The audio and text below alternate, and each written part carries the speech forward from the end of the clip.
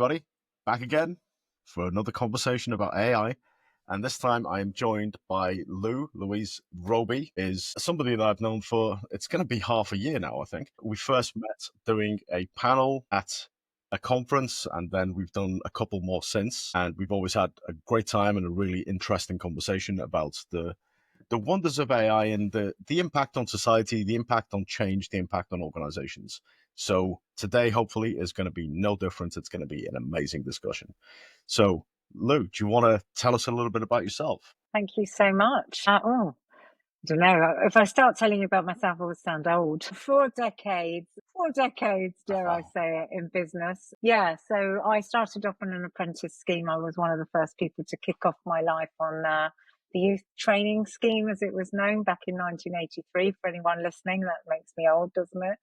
But I was in the retail army at Marks and Spencer's. I probably stayed within retail for another 10 years after that. And then I went into education and media, actually, ironically.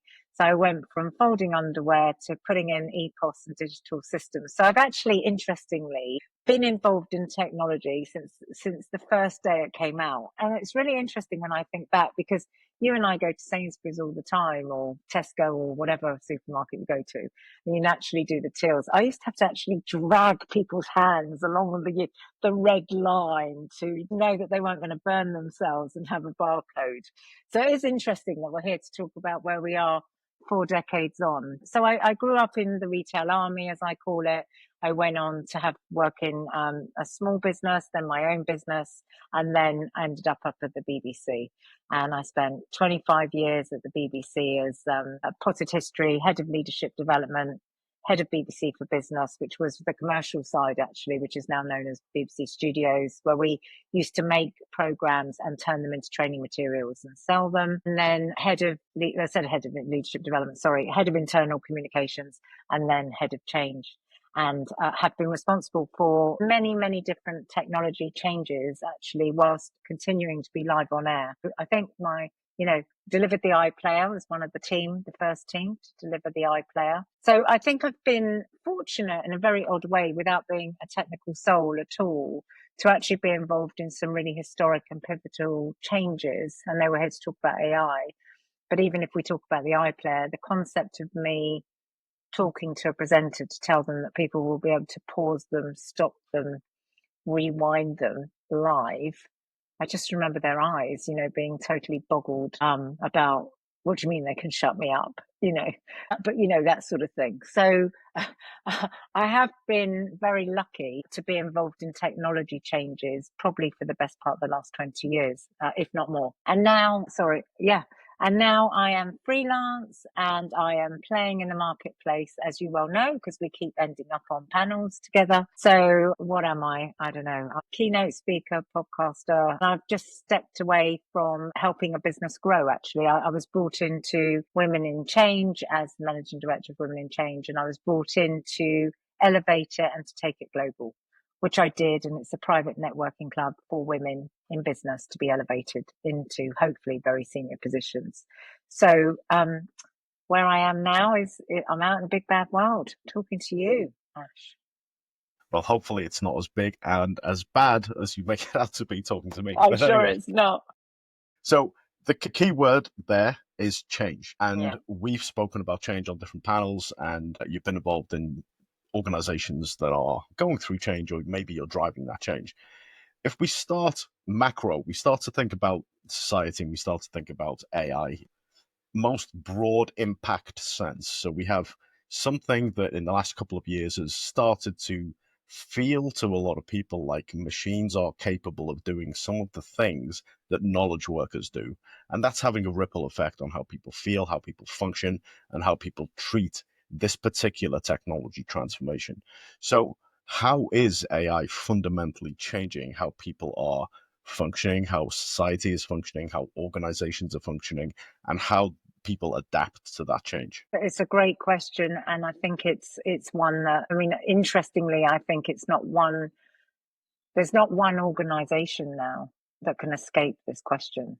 When we talk about change, if we look at the Blockbusters or the Nokias or whatever, the Blackberries of this world, and any of those things that we've come across in our lifetime, there were changes that went on in industry and in industrial revolutions and things that didn't necessarily affect everybody.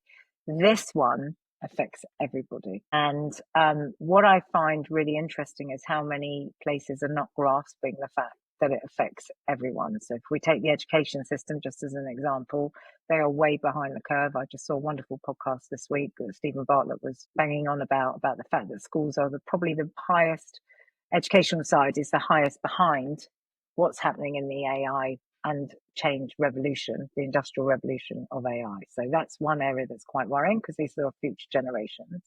In terms of how does that fundamentally shape society, I think that every organization now is having to look at its HR policies. It's having to look at reshaping the roles that it needs to do, and it needs to think about how will I adapt to change. And on its lowest, most basic level, having just gone freelance myself, first thing I thought about was, oh, I'm going to need a VA, desperately going to need a VA. Can I afford a VA? Well, actually, I don't need a VA. And that sounds awful because there are many VAs out there that would love work. But now with some of the tools that I've learned about, found out about, actually I can run so much thicker and faster without a VA. So I think everybody's having to look about keeping the society and the culture that they work in. They're having to think about their policies.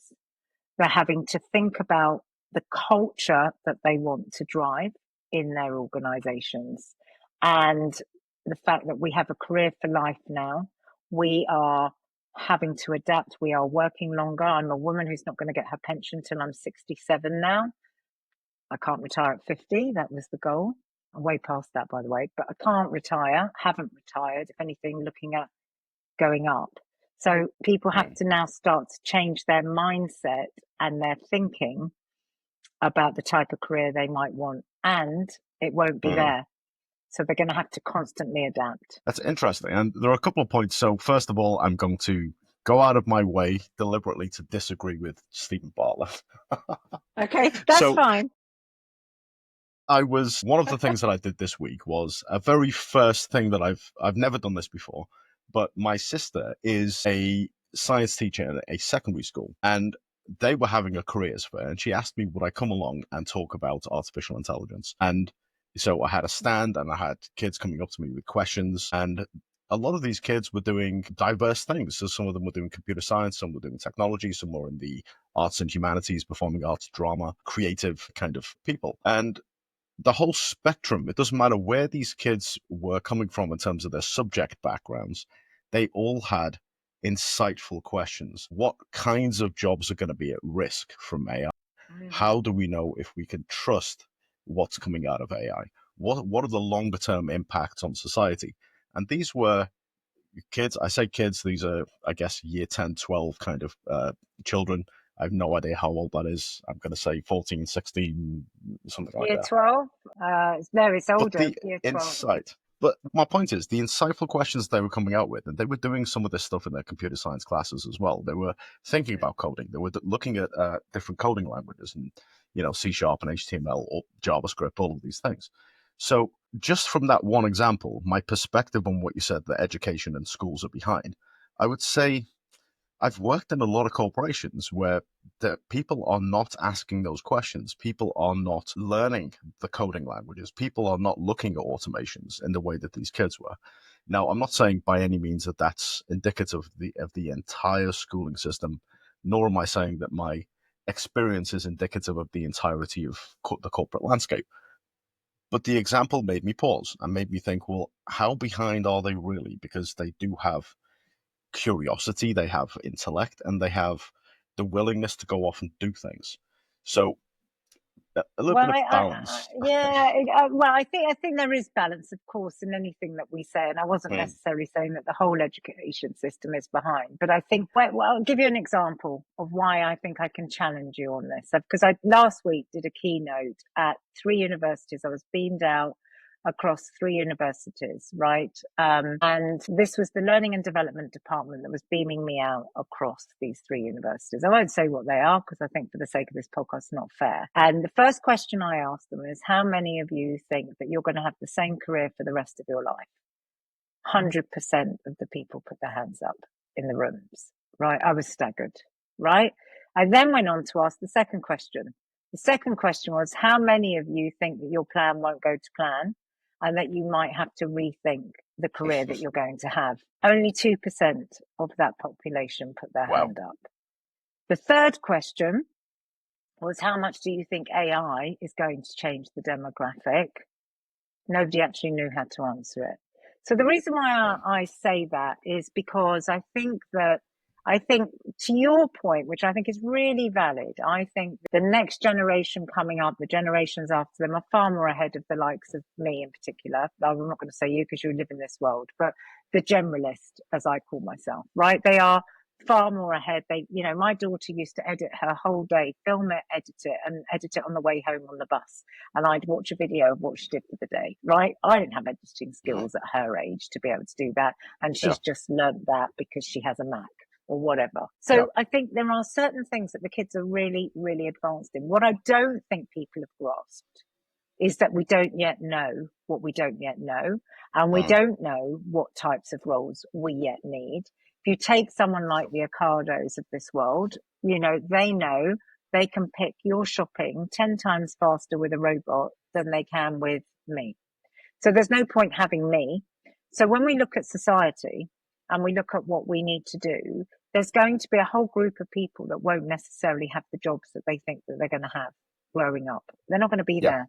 So what is it Sure. that they're going to do, and how are we going to get fit and get ready? And I think there's also something, sorry, just to interject, there is something about is it the silver surfboarders or something like that they call us now?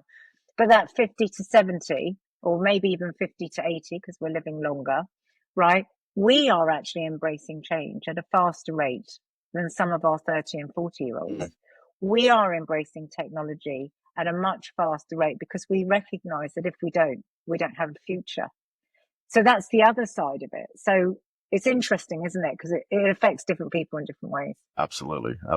And the second point, so one is my disagreement with the Stephen Bartlett quote, but the second thing, and to be fair, I don't follow Stephen Bartlett. I don't think I've seen any of his podcasts. I saw it on an advert, which made me listen to it. That's all. Right. The second thing, the point that you made was this point about agility, and that is that I think AI is one of these leveling of the playing field kind of transformations where large companies that have lots of risk control, lots of governance, lots of bureaucracy, they have pockets of organizations that maybe resist change and pockets of organizations that adopt and drive change. And that's normal in any population.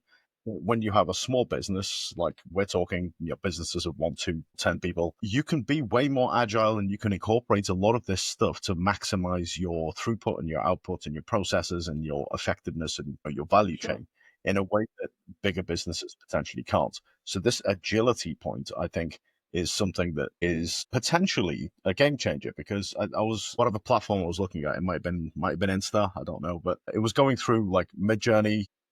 I'm going to get all the figures wrong, but bear with me. It was going through something like Midjourney had like 200 million revenue with 30 people, and another platform had 100 million with 5 people. So it was going through basically big figures, small people. And I can't remember all of the figures, but what it was saying was AI companies that are starting up are really making revenue, but they don't really have the headcount or the footprint that other big businesses have. So it's kind of a leveling of the playing field there, I think. But back to change. So how do we cope with that? And you've mentioned the thing around the career for life versus being agile. Does that affect anything around? So I remember when was it? It was maybe 10 years ago. I was in a company, and there was a training course or something where they were talking about the concept of a psychological contract. This kind of, it's not the written contract that you have, but it's the loyalty that you feel to an employer, the loyalty that you feel to a particular organization.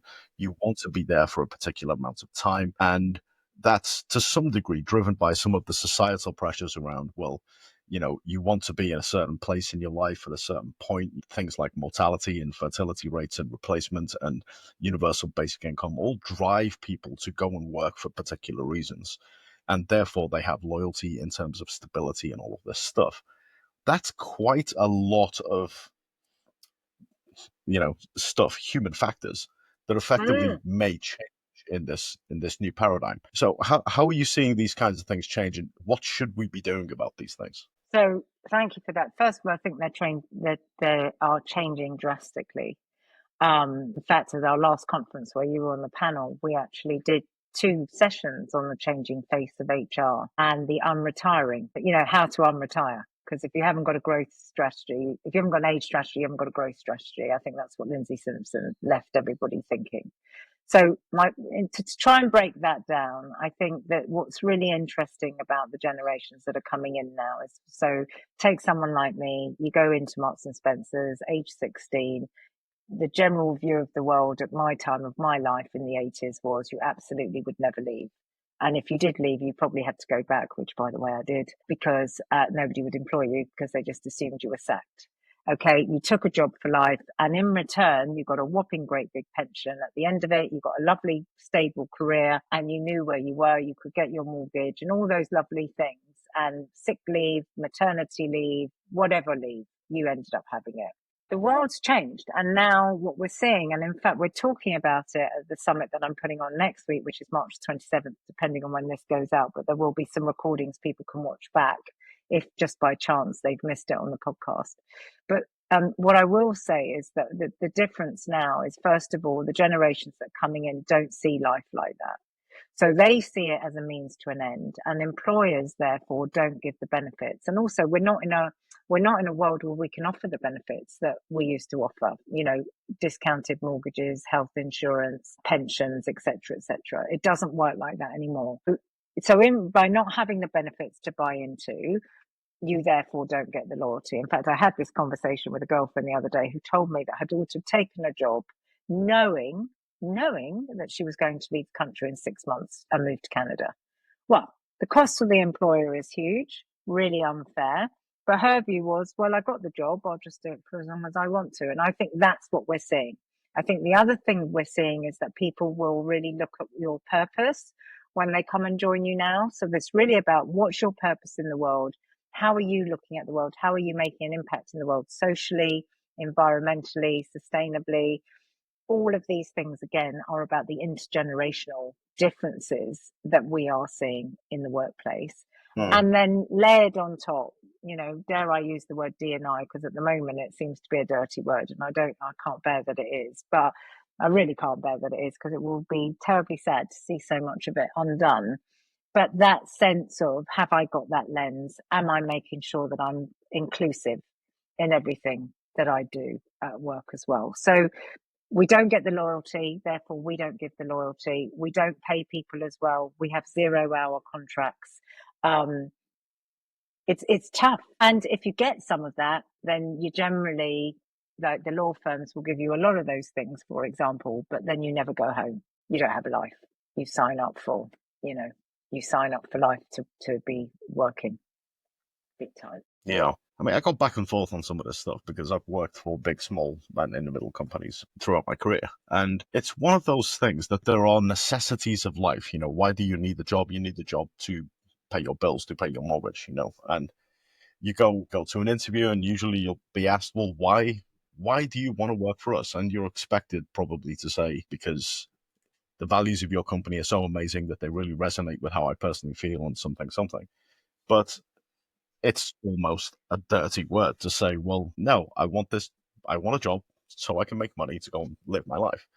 And that's what you're saying is kind of the flip side of that, where you say, as an interviewee, as somebody who's applying for a role, maybe I'd be vetting the corporations that I apply for based on their track record, different things.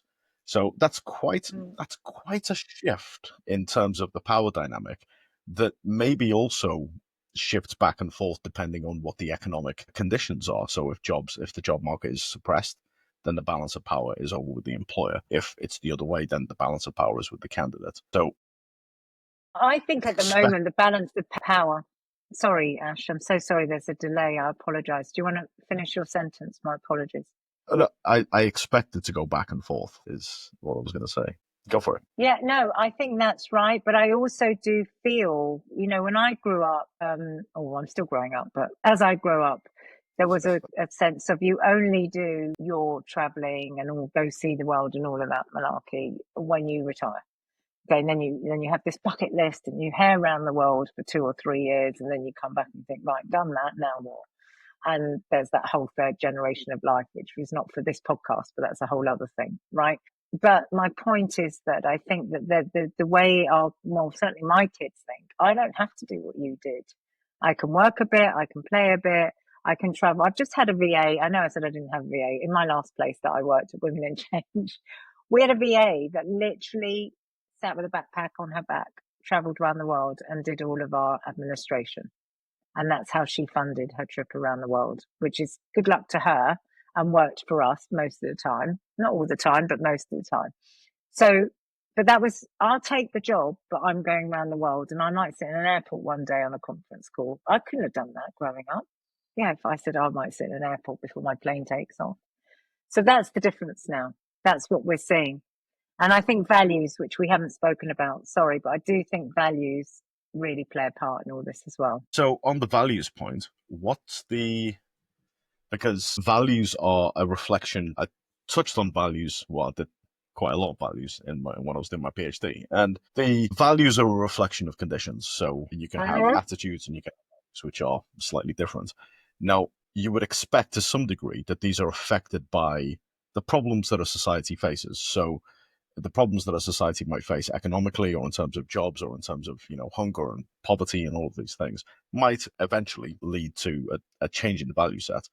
When we think about the disruption that has been caused by the recent AI boom, is that reflecting in terms of values, and what's the impact of that on change management? So I think people are having to look at their values when they talk about AI. I mean, the example I can give you from the BBC was that we actually hung all of our policies and thoughts and culture about the way we wanted to embrace AI at the BBC around our values. So can we be trusted? Will we give out the news and all of our trusted sources with integrity? Will we be creative in the way that we do our program making? So I think that it's really important that people think about the values, and that does play into AI and everything else that we do as a society. I'm not sure if I'm looking at your face. I'm not sure if I'm answering this correctly for you, but I'm think listening. that. Sorry, okay. I just want to be sure I'm answering it correctly. But I think for me, when we set about Petra Aben, who's going to be with me shortly as well, when we sat down and said, what is it we want, when we realized that actually what we had to do to meet the values and to make sure everybody understood the culture of the AI that we wanted to roll out, particularly in the BBC, was that we had to build an education program. You couldn't just suddenly say you can use Midjourney tomorrow, or you can use ChatGPT or Copilot or whatever it might be, right? We had to work out who could use what they could use it for, when they could use it, whether they could even use it, because, and we'll probably get into this in the podcast, would it create a bias? Would it unsupport what it was we were trying to say? What is it we needed it for? And at what point did we really need to do the AI? Things like surveys, employee engagement surveys, right? AI is brilliant. You know why? When we did ours, we used AI to go through all the data, and we worked out for 6 years we hadn't changed one thing at all on the survey, because every survey told us the same thing. And in fact, the results got worse. So because they got worse, we recognized that was the one thing we had to improve on. So I'm not saying don't use it. I'm just saying work out what you were saying. How do I use it? Where do I use it? And where do I use it to the best of the ability? And will it speed up something I could do? Yeah. So with that, so the reason I was listening intently and very, very hard to that was just to make the distinction between what is a corporate value set and what is an individual value set, because those things are different. And I think we're talking more about corporate values and aligning the sanctioned use of AI with the corporate values in a way that's effectively risk control. Totally risk control. Yeah, I think that's absolutely right. Okay. And that people understand the code of conduct, what they're signing up to. They take responsibility for the way that they will use it, that they won't abuse it, because again, it can be used in different ways, right? Yeah. So if we think about that just for a second, so I understand corporations have to mitigate risk. They have to control the risk from something that is potentially a disruptive force in technology.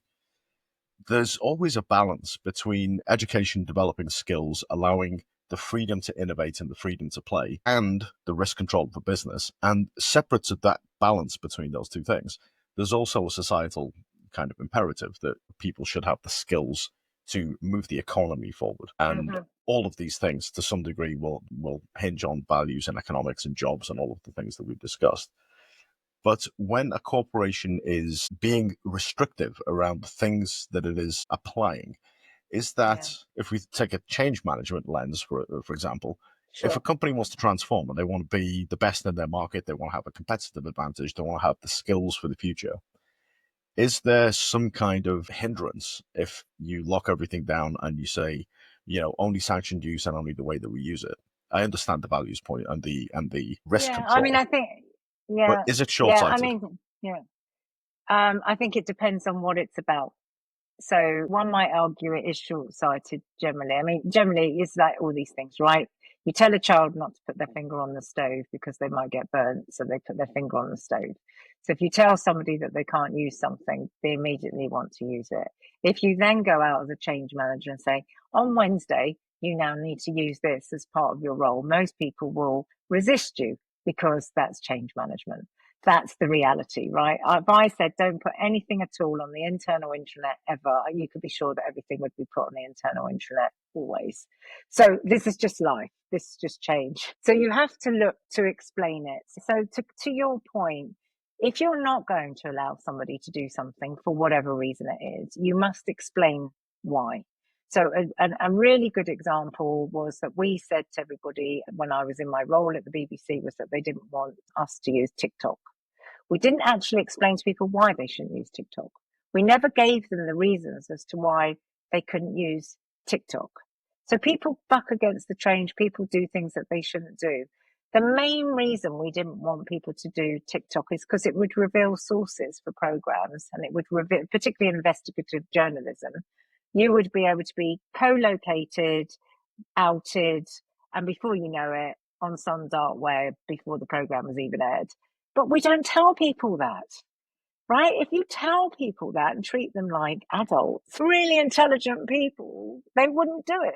So I think my view on any change management is about the communication, Ash. You have to make sure that you tell people why. It's all about the why we need to do it, why we need to get there, why you need to embrace it, and what you can and what you can't do, and why you can and why you can't do that. Those are the big things. Then you trust the people to exercise their judgment based on their education and skills, right? Or is it more restrictive than that? Again, I think it's horses for courses, and I'm not being difficult with my answer. I genuinely, it depends on what it is. I think, there are some things that everybody just needs to be able to do, like the finance system at work. Everybody needs to be able to claim their expenses, book their holiday, call in sick. Of course, that's open to all, that's everything. Some people might be able to use Gamma, some people might not be able to use Gamma. We might allow people to use Midjourney, some areas of the business might not be allowed to. Again, I think it's about understanding what is the technology that you're rolling out, who are you rolling it out to. Some people might not even need to use it. There is the other side of it. Actually, you don't need it because you just don't need it. So we're not going to waste your time.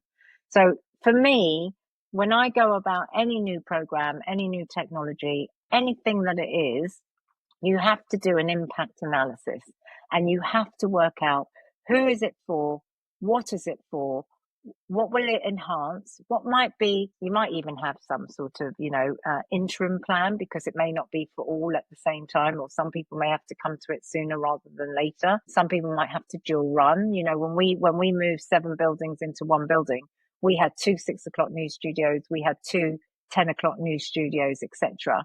Because if one went off air, we still had to be able to give you the 10 o'clock news, right? So you have to be very clear in your change management plan, your communications, and exactly who it's for, when it's for, and why and when. That to me is fundamental of any technology you roll out. Yeah, that's really, really good advice. And if you're watching this and you're wondering what all of this is about, the age of AI has brought the need for different kinds of analysis than we are used to. So in the learning space, we might be used to doing learning needs analysis. In other spaces, there will be other kinds of needs analysis that you will have done. But now we're talking about things like task fit analysis. So does a particular task or activity suit being done by AI, or does it need to be done by humans? For the people that are doing things, what kind of access do they need to technologies? So we have impact analyses as well around things like risk. So the spectrum of things that we need to analyze and how, and the methodologies and how we actually get there is also changing. So one of the questions for you to ask yourself if you're watching this is, how do you do your analyses? Do you have the skills to do that? Is that something you need help with? Is that something you need to go and do some research or upskill on? So have a think about that. That's a really good point that Lou has made. So, and back to the show. Critical success factors. If we go from change management, if we go from what we're talking about into sort of tactical change management for a second. Now, I've done a paper on critical success factors, or AI readiness factors, and some of those things are leadership and strategy and purposeful deployment and governance and all of these things, the things that you would usually expect. But when we think about the change management piece, what do we need to get right if we're going to implement AI in a way that is successful and has an appropriately managed change, rather than just deploying something and hoping that it works? What do we need to get right? So can I just, is that when you're rolling out the physical AI product, are you talking about doing an analysis on whether I could be replaced by AI as a change manager? I'm just trying to understand where this question So goes. fairly broadly, we're managing an AI-driven change or an AI-driven transformation or an AI transformation in an organization. It might affect people, it might affect processes, it might affect Right. technologies, it might affect data. But broadly, that's going to be a change that needs to be managed. Yeah. How do we Well, get that that would right? be What's critical? so many things to answer in that. I mean, my view would be, look at well, first of all, you probably do it division by division or business by business or team by team. So I think what you'd need to do is do a full analysis of, first of all, what's the vision of where you need to be as an organization, right? Because if you're here today and tomorrow you've got to be there, where is there? And what does there look like? Because if you don't have a vision for your future and you don't understand the vision for your future, some of it may be driven by money, not just AI. Okay. Some of it might be, we won't have the level of funding so that we're used to having, or we might not have the level of sales that we're going to have. So therefore, what roles potentially could I save on by having an AI bot or whatever? Look at all the call centers, right? I mean, at the moment, we've got people behind there doing the AI bots, but I'm sure in the future we won't have people managing that. My cousin lives in LA, and he put up a whole picture the other day of a taxi he was in without a driver, and I nearly fell over. How do you get in a car with no driver? Right? The taxi companies are thinking about that. We're in a world at the moment where the largest hotel chain in the world has no hotel rooms. The largest retail company that holds inventory holds no inventory. We're looking at these types of models of businesses that we would have never. How could you say that the largest Airbnb doesn't own a hotel, doesn't own a hotel room? Yeah, it's the largest booking system in the world at the moment.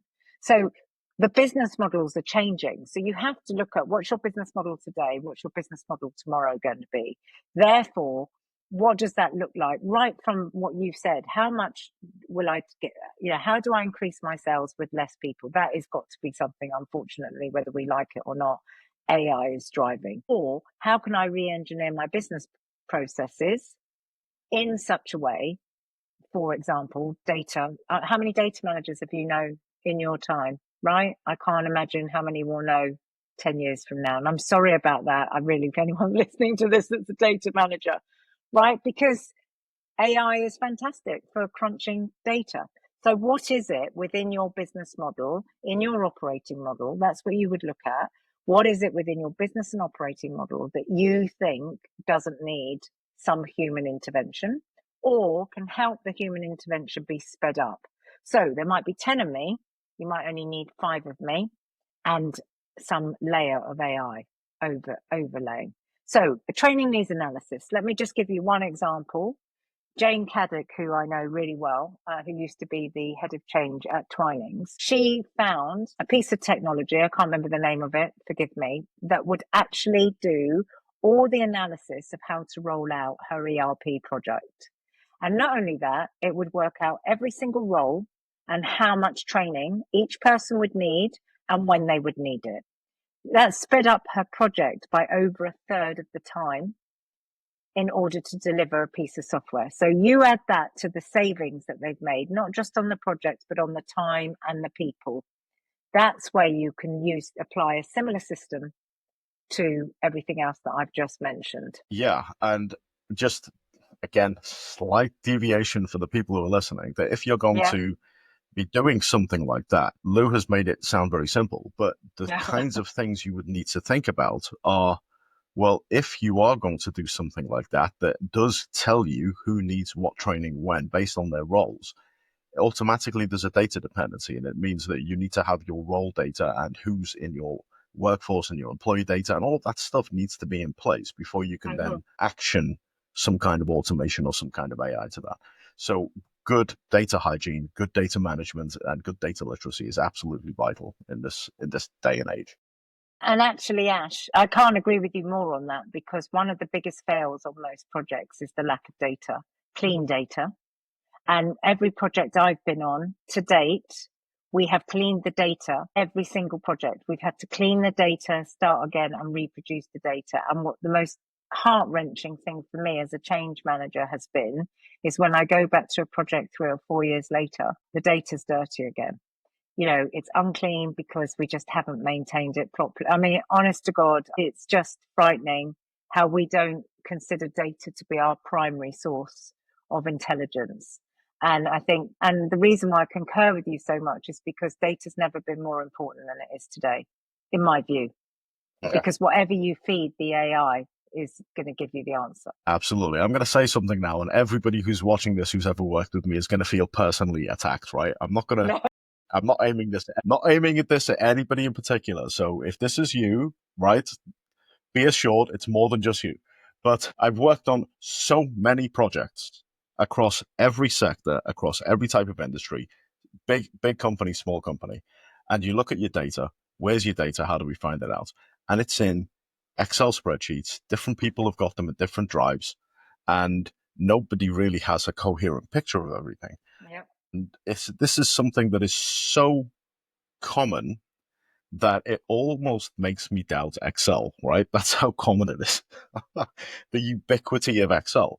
And it's a good tool, right? And everybody's using it, but that's not going to be sufficient if you want to aim something as powerful as automation or AI in the broader sense, machine learning, neural networks, or even through to large language models.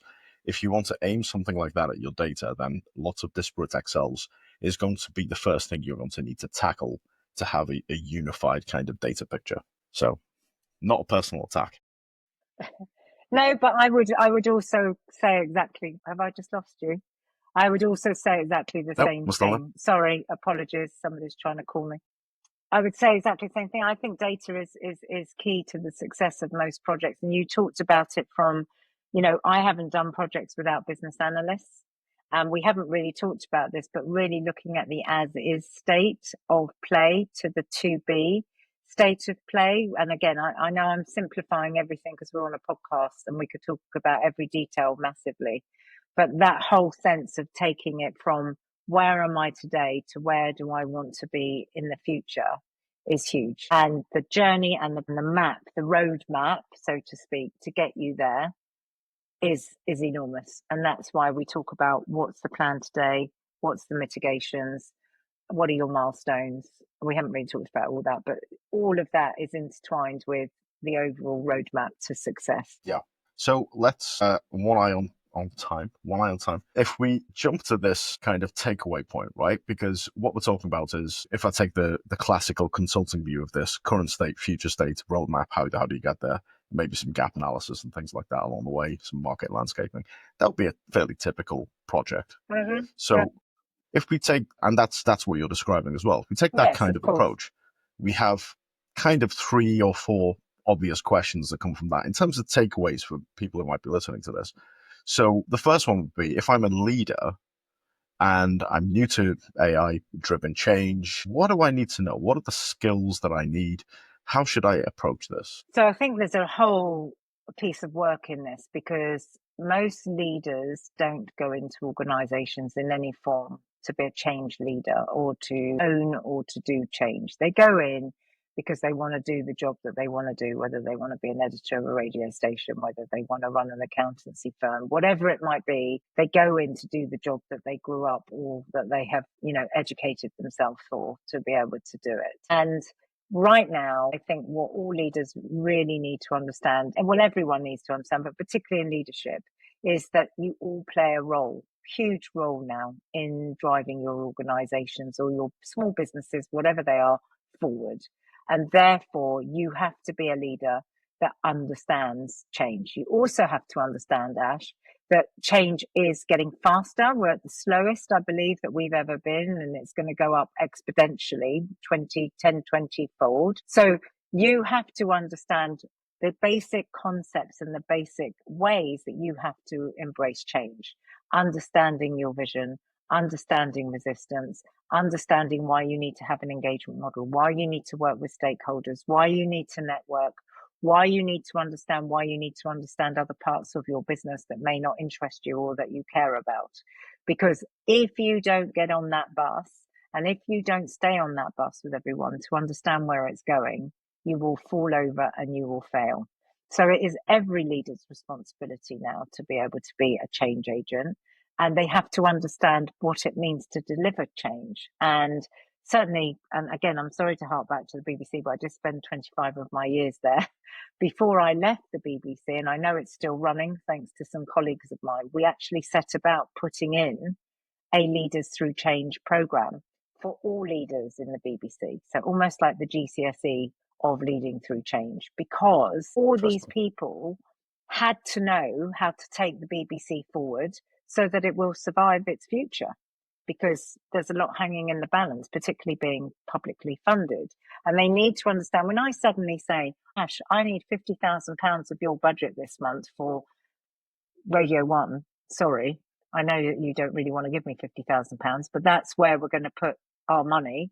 You have to understand why, right? And then you have to explain it to your teams. I think dealing with resistance, understanding that plans always change, understanding the mitigations that you need to do to be able to get to where you want to go, and the communications, really stepping up as a leader to be able to communicate effectively. And lastly, I just say, always empathetic leadership.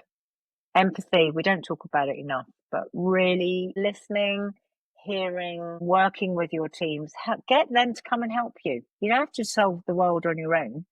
The best change programs are when everyone comes together to think it through. So look at who's in your team, see who can really help you, because I don't know about you, but I've loved employing people that are far cleverer than me, because why not? They can help me get through some really difficult times in life. Absolutely. Selecting a good team is probably the most difficult thing a leader has to do. Absolutely. There we go. So, Lou, that was an amazing discussion. Thank you so much for spending some time with me and talking out some of these things that are relevant to change and relevant to not only organizations, but also to society and how we might cope with some of this stuff that's happening in the technology space. Yeah.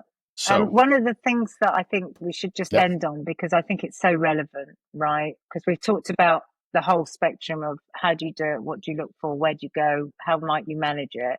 And one of the last things I'd just say, and again, partly because you are going to be on the panel anyway, but with me next week at the 27th of March. But my point I do want to make is that we need to consider, when we talk about leadership, we really need to talk about how we keep our staff well.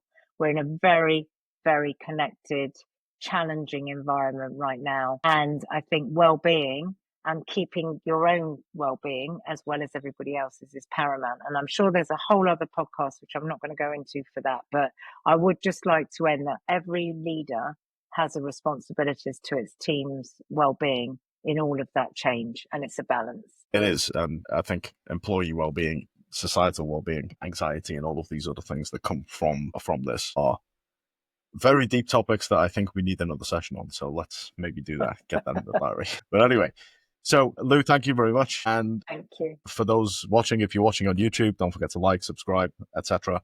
If you're watching on Spotify, don't forget to follow the channel, and hopefully I'll see you all soon.